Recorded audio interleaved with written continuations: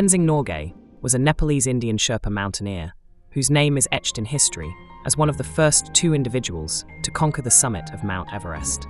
Although Sir Edmund Percival Hillary seems to get the lion's share of the credit, I think we all know this guy who lived in these mountains his whole life is the true hero here. Born in May 1914 in the Kumbh region of Nepal, or possibly in Tibet. His early life was shaped by the rugged Himalayan landscape and the Sherpa culture. Originally named Namgyal Wangdi, his name was changed to Tenzing Norgay, meaning wealthy fortunate follower of religion, by a lama at the Rongbuk monastery. Tenzing's journey to greatness began humbly. As a teenager, he worked as a porter for mountaineering expeditions, carrying heavy loads through treacherous terrain. His first expedition was in 1935, and over the years, he participated in more Everest expeditions than any other climber of his time. His dedication and skill earned him the role of Sirdar, or chief porter, leading teams through the perilous paths of the Himalayas.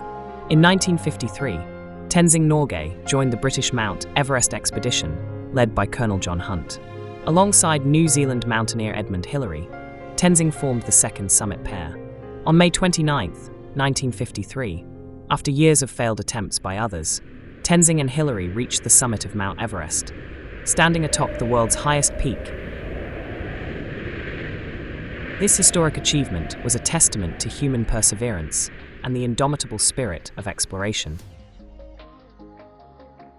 As climbers ascend toward the peak of Mount Everest, the oxygen levels in the atmosphere diminish significantly, posing severe physiological challenges. To adapt, the Sherpa guides and their teams undergo a process called acclimatization, which allows their bodies to adjust gradually to the thinning air.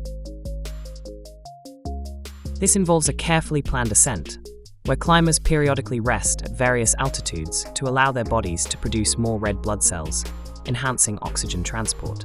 The Sherpa, renowned for their exceptional genetic adaptations to high altitudes, including more efficient oxygen utilization, play a crucial role in guiding climbers through this process. Even with their natural resilience, Sherpa and climbers rely on acclimatization schedules and supplemental oxygen to avoid altitude sickness, ensuring they can safely navigate the extreme conditions of the Himalayan heights. The teamwork and mutual support during this journey are a testament to the grit and determination required to reach the summit. The journey to the summit of Mount Everest is a meticulously planned expedition, requiring climbers to acclimatize at various camps along the way. Here's an overview of the typical route and duration at each stage. Base camp at 5,182 meters, 17,000 feet. Climbers spend several days to weeks here, preparing for the ascent and acclimatizing to the altitude. This is the starting point for the journey, where climbers adjust to the thinner air and ensure their bodies are ready for the challenges ahead. ABC Camp at 6,492 meters, 21,300 feet. Another overnight or two, and it's on to the next leg. North Col, 7,010 meters, 23,000 feet. The North Col serves as an intermediate stop. They typically spend 1 to 2 nights here to acclimatize further before moving on. Sometimes, depending on conditions, this stop can be longer, a week or more if weather gets rough. Camp 2, 7,544 meters, 24,750 feet.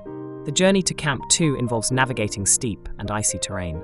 Climbers usually stay here for another 1 or 2 nights, allowing their bodies to adapt to the increasingly thin air. Camp 3, 8,138 meters, 26,700 feet. This camp is located in the death zone, where oxygen levels are critically low. Climbers spend a very limited time here, often just a few hours to rest and prepare for the final push to the summit. The summit, 8,848 meters, 29,032 feet. The ascent from Camp 3 to the summit is the most grueling part of the journey. Climbers typically begin their summit bid late at night or early in the morning to take advantage of better weather conditions. The climb can take 6 to 9 hours or more, depending on conditions and individual endurance. The descent follows a similar route, with climbers stopping at the camps to rest and recover before returning to base camp. The entire expedition including acclimatization and weather delays, can take around 2 months. Each stage of the journey is a testament to the climber's resilience and the careful planning required to conquer the world's highest peak. Each year sees between 700 and 1,000 climbers attempting the summit, with success rates ranging between 60 and 70%. As of December 2024, 7,269 individuals have summited Mount Everest, with a total of 12,884 successful ascents, considering multiple climbs by individuals. Tenzing's role in the expedition was pivotal. His expertise in navigating the treacherous terrain and his physical endurance were crucial to the success of the climb.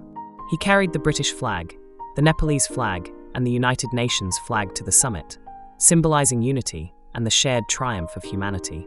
Despite his monumental achievement, Tenzing remained humble. He often emphasized that the climb was a team effort and credited Edmund Hillary and the entire expedition team for their roles in the success.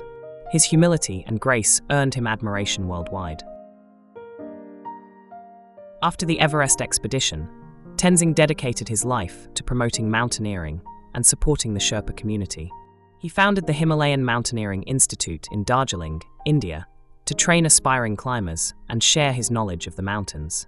His legacy lives on through the countless climbers he inspired and the Sherpa traditions he upheld. Tenzing Norgay passed away on May 9, 1986, in Darjeeling, India, at the age of 71. His contributions to mountaineering and his role in one of humanity's greatest achievements continue to be celebrated.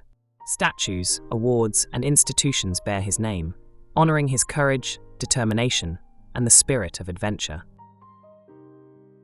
In my humble opinion, Tenzing Norgay is a true unsung hero. His story reminds us of the power of perseverance, teamwork, and humility. Our hats off to you, Tenzing Norgay. Salute. Well played.